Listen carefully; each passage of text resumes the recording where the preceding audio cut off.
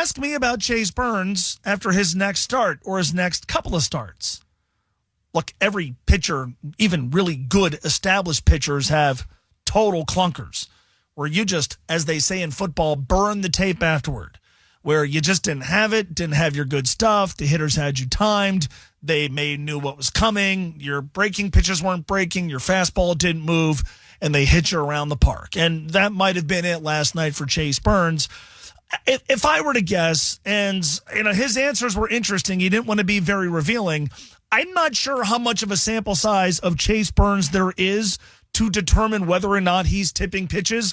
What I do know is this, just watching on TV, those pitches he was throwing last night looked very hittable by big league hitters, even if they didn't know what was coming. Those look like pitches that were very easy to hit. So how does he learn from it? If he wasn't tipping pitches, how does he learn from it? If he was tipping pitches, how does he learn from it? So we'll see. Maybe last night proves to be just an inevitable part of the growing pains that you go through when you're in your first professional season. Not just first big league season, first professional season.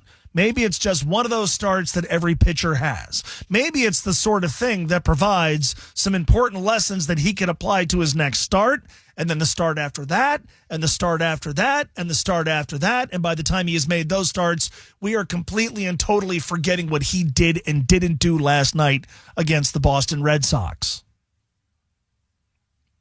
Or maybe he's just not ready. I don't know. You don't know. I'm guessing the Reds right now are wrestling with that. Here's what we do know. The plan when the season started involved the possibility that Chase Burns might pitch in Cincinnati by the end of the year. Might pitch in Cincinnati by the end of the year. Since best laid plans often don't work out, the plan had to be adjusted. And instead of maybe Chase Burns is going to pitch in Cincinnati in some capacity by the end of the year, he's made 2 starts in June with the Reds, hoping to make the postseason.